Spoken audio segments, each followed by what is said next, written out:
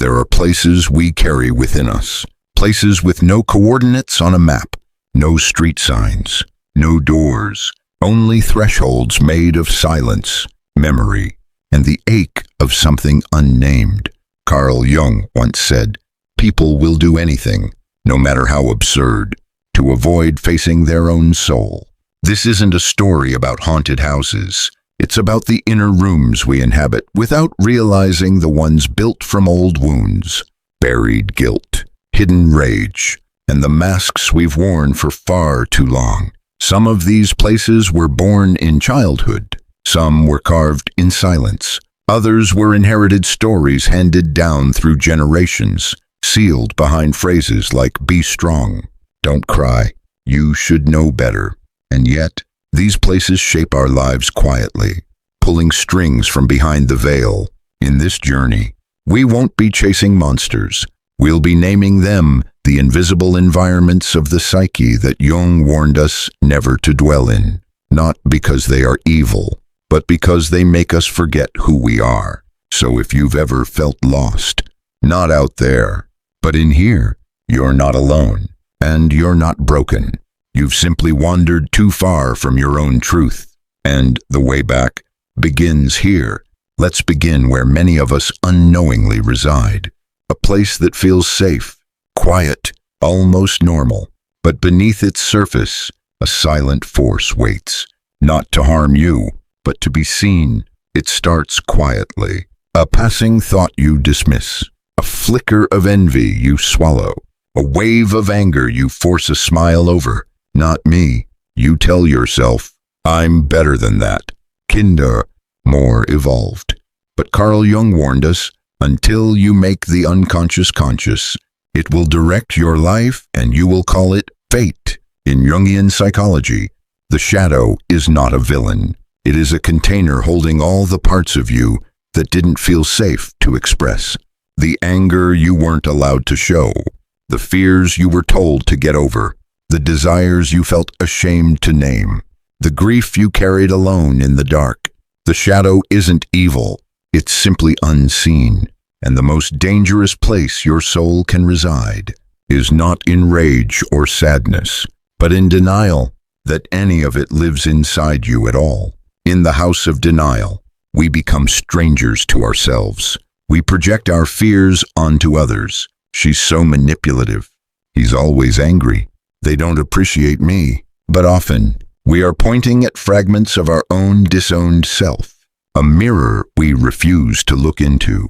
We sabotage relationships and call it bad luck. We pick the same partner over and over, hoping this one will be different, but it's not. We erupt in frustration over small things, then feel confused by our own intensity. Jung didn't say this to shame us. He said it to free us. Because what we deny doesn't disappear. It waits. It waits in the corners of our decisions, our patterns, our pain, and when it goes unspoken, it becomes our script. This is the house of mirrors. You walk through it thinking you're seeing the world clearly, but every reflection is warped, not because the world is broken, but because you haven't faced the part of you that's been quietly writing the story behind the scenes. Denial feels safe. It feels like control. But it's not peace. It's paralysis. So how do we begin to leave this house? Jung said healing begins with individuation, the process of making the unconscious conscious, of reclaiming the self piece by piece, with compassion, not condemnation. It means saying, "I feel jealous. Let me understand why. I feel anger. Let me trace it, not bury it. I fear being abandoned. Let me sit with that," instead of clinging or pushing others away, because when the shadow is seen, it no longer controls you. And here's the truth no one tells you. You don't have to become perfect. You only have to become whole. That doesn't mean polished.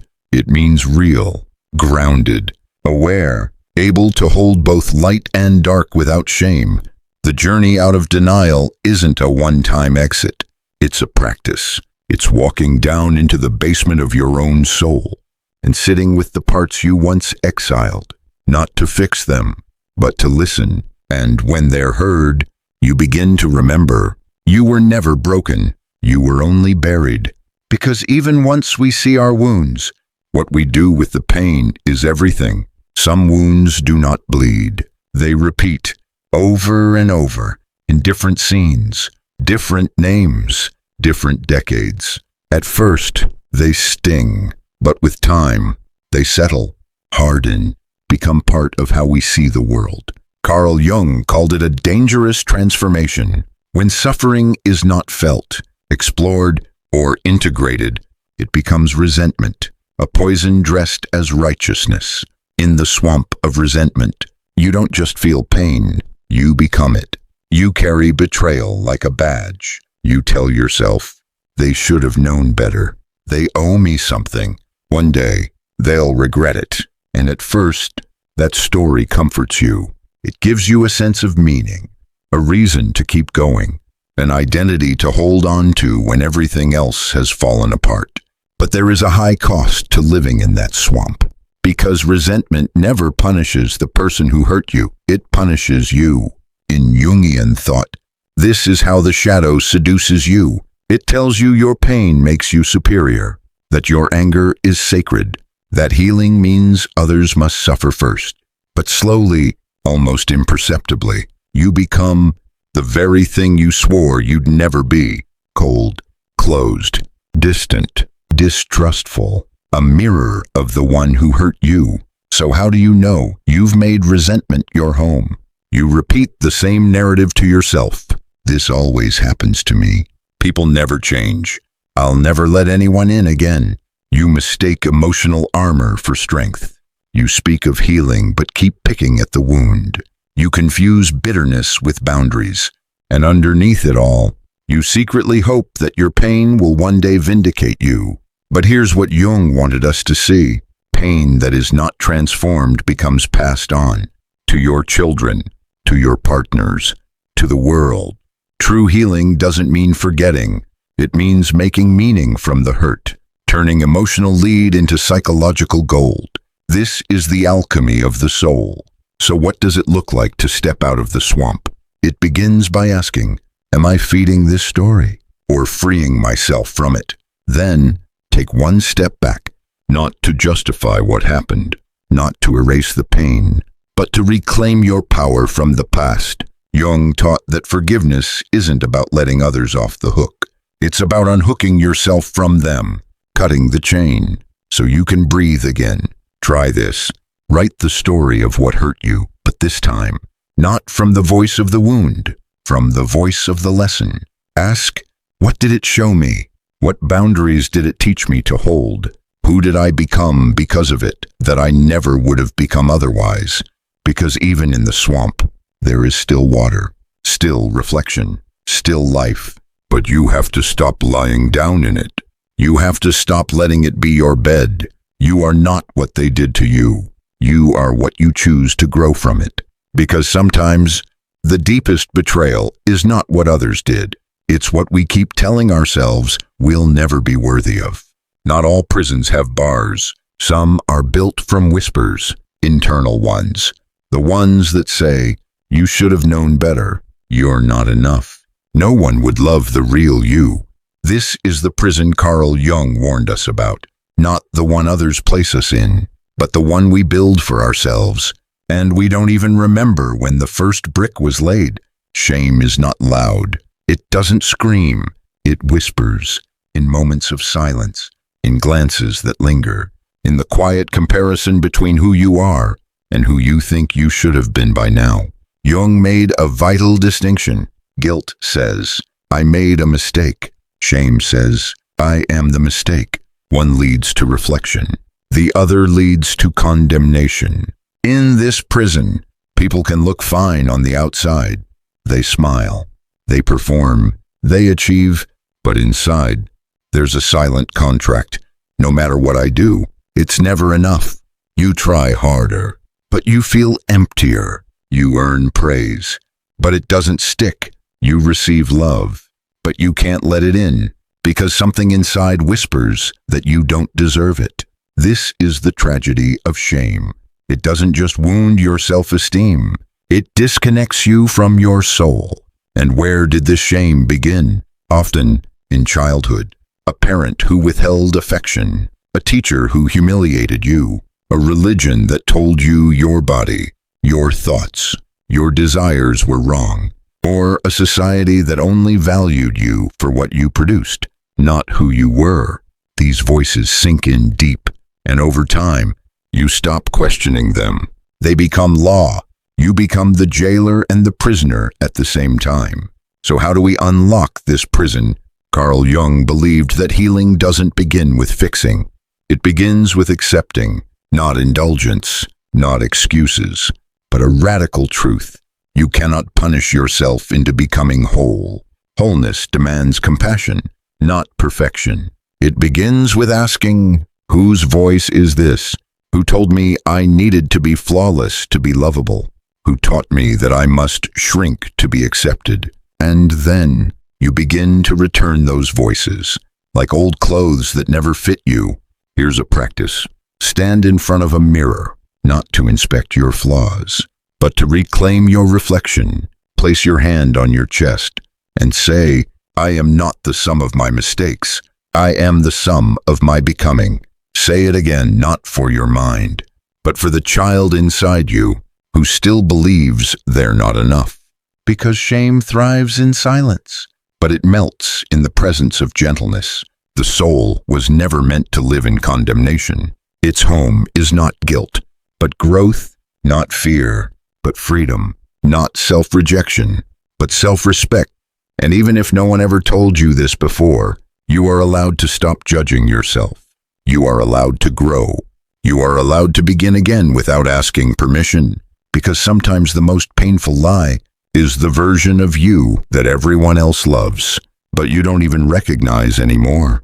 At some point in life, you learned it was safer to play a role than to tell the truth, not because you wanted to lie, but because the truth felt too fragile. So you became the strong one, the responsible one, the funny one, the one who's always okay. And people loved that version of you. They still do. But over time, something inside you began to whisper, this isn't me. Carl Jung called this mask the persona. It's not a bad thing.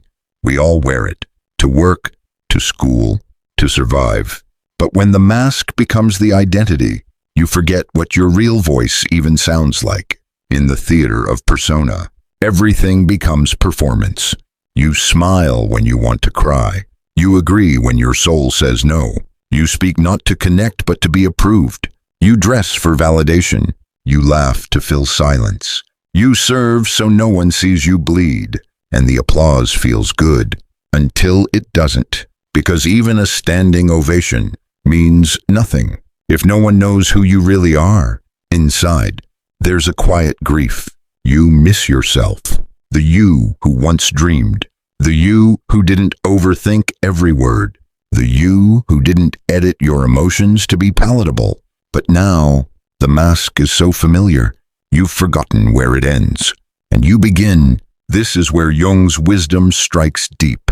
He said, the privilege of a lifetime is to become who you truly are, not who your parents expected, not who your boss rewards, not who your friends are comfortable with, but you raw, full, unfiltered.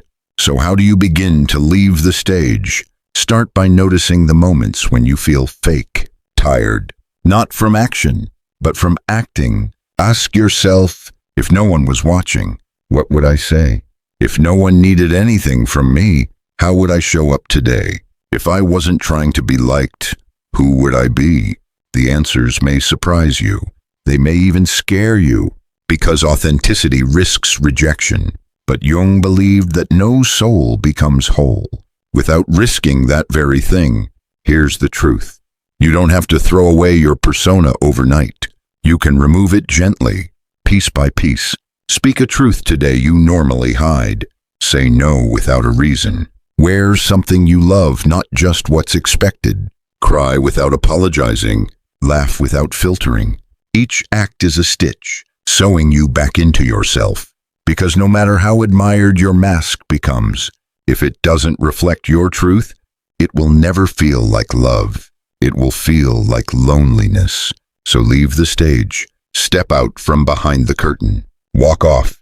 Even if your hands shake, even if your voice cracks, you don't need to be perfect. You just need to be real. And if someone leaves because of that, they were never clapping for you in the first place. They were clapping for your costume. Because not every thought is wisdom.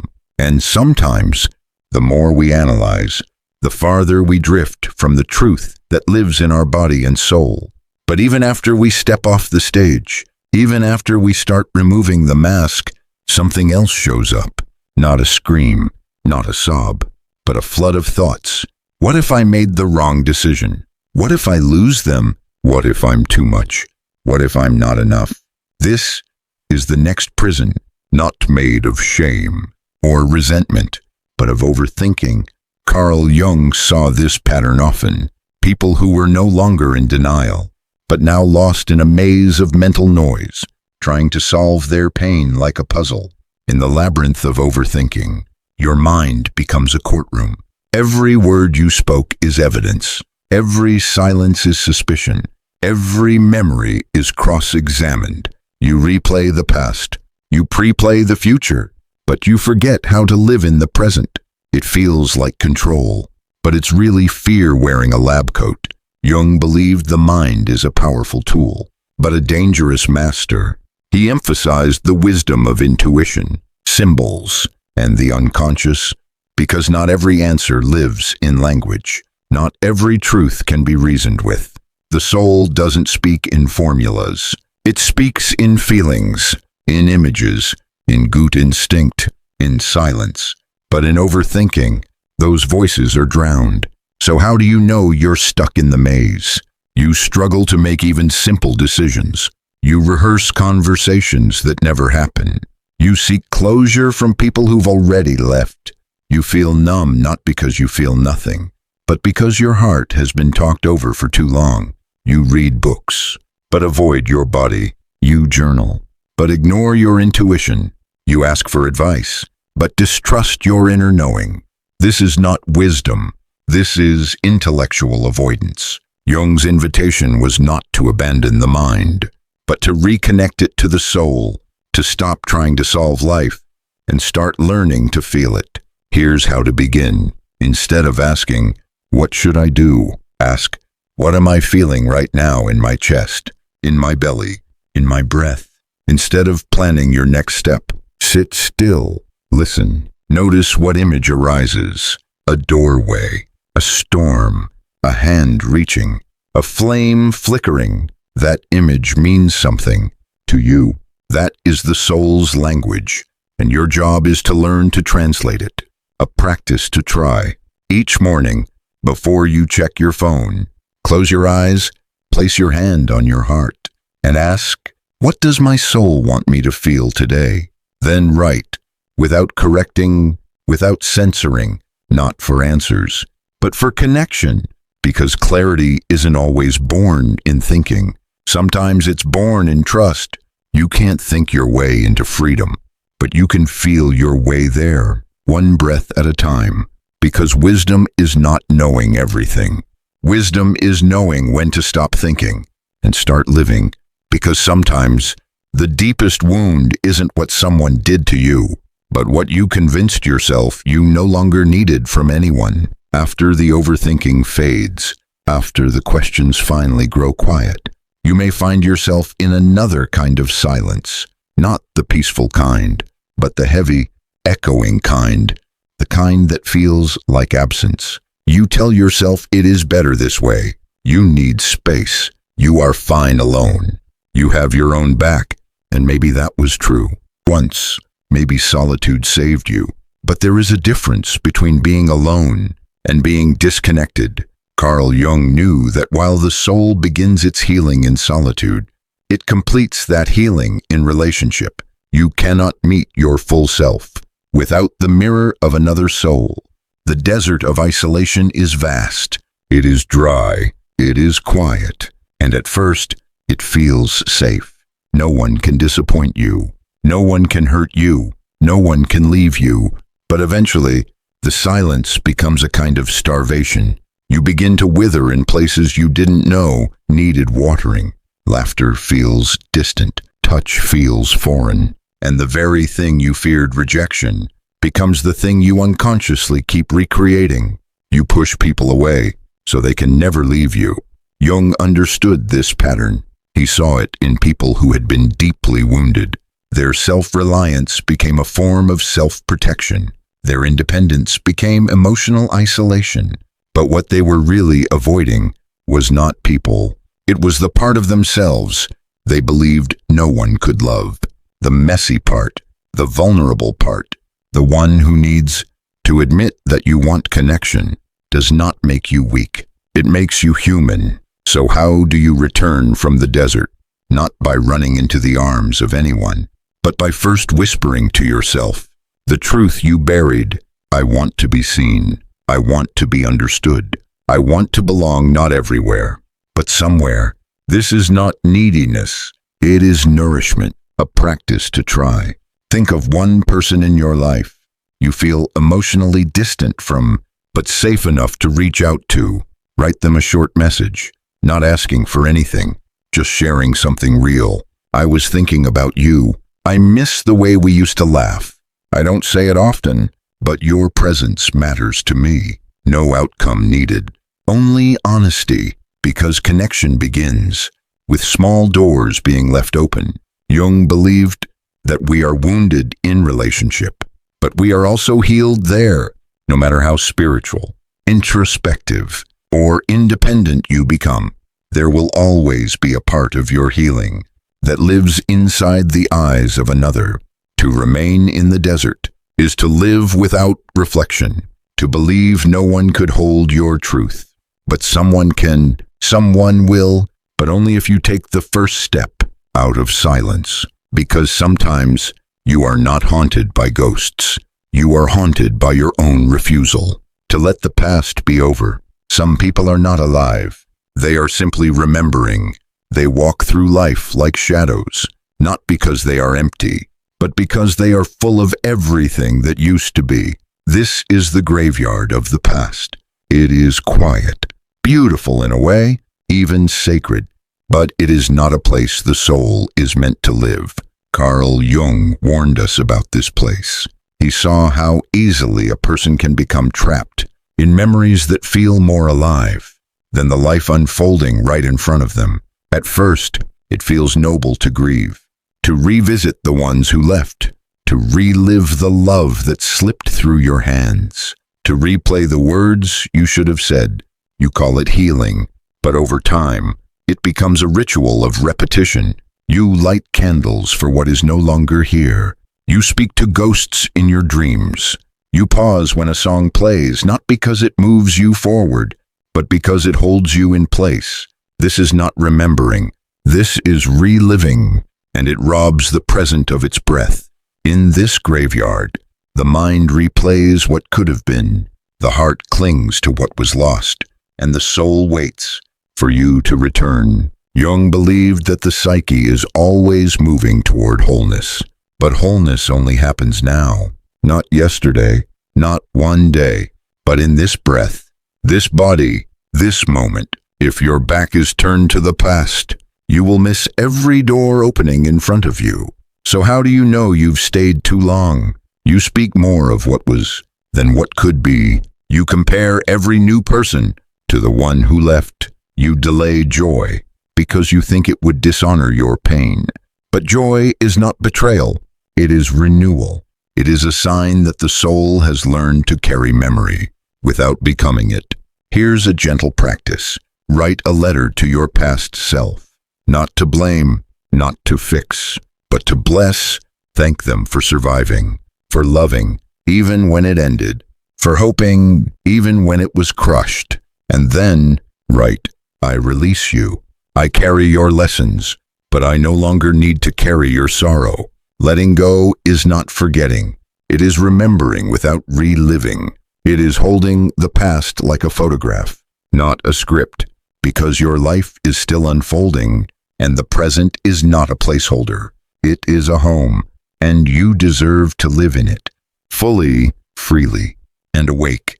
Because sometimes What we hide is not just the darkness within us, but the light we were told we didn't deserve to shine. Most people think the shadow is made of darkness, of anger, of fear, of shame. And that's true. But Carl Jung saw something else, something even more hidden, a second shadow, not made of wounds, but of gifts, of potential, of beauty too bright to touch. This is what he called the golden shadow. The parts of you that are radiant, creative, brilliant, divinely alive, but that you were taught to bury. It sounds strange.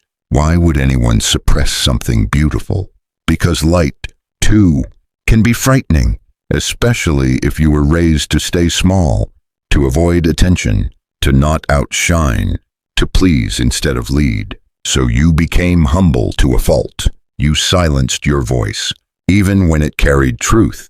You dimmed your spirit to make others comfortable. You traded your birthright for belonging, and slowly you forgot that the very things you admired in others once lived inside you, too.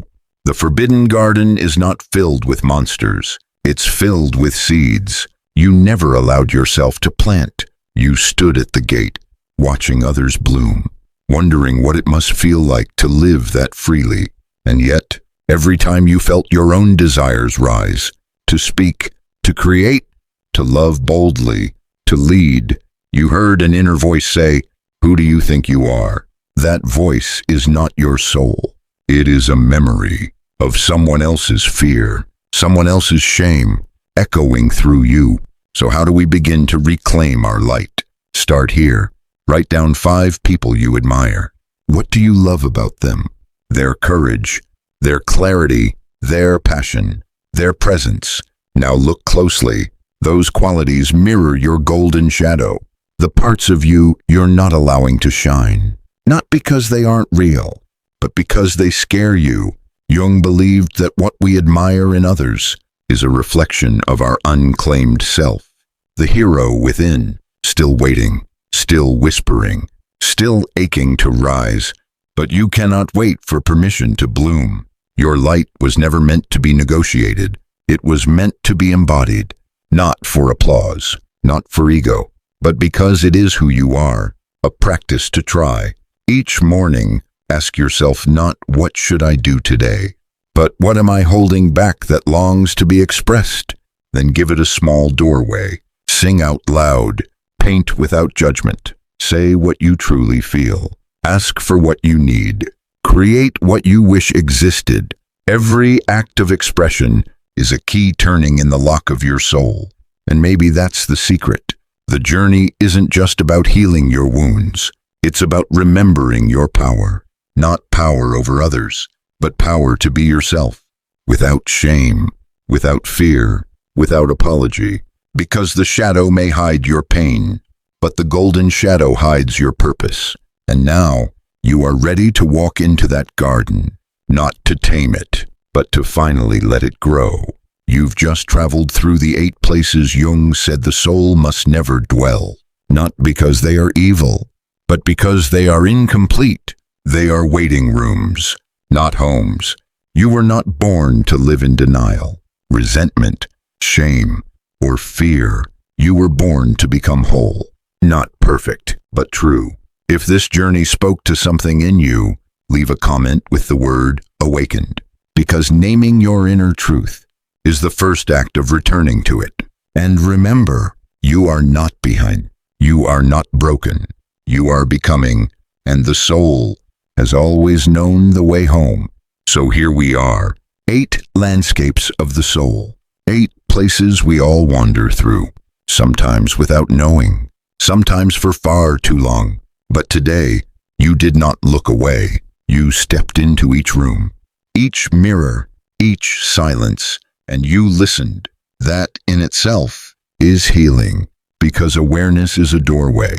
And every time you name the place you've been stuck, you take one step closer to becoming who you were always meant to be. You are not lost. You are remembering. You are not behind. You are unfolding. And if any part of this journey stirred something inside you, a memory, a question, a quiet truth you almost forgot. Leave a comment with the word awakened to mark the moment. Sometimes, all it takes is a single word to open a new chapter. If this video brought you home to yourself, consider subscribing, not just to this channel, but to your own path of becoming. You were never meant to live small. You were meant to live true. Until next time, take a deep breath, trust your light, and walk gently with the parts of you still learning to be free.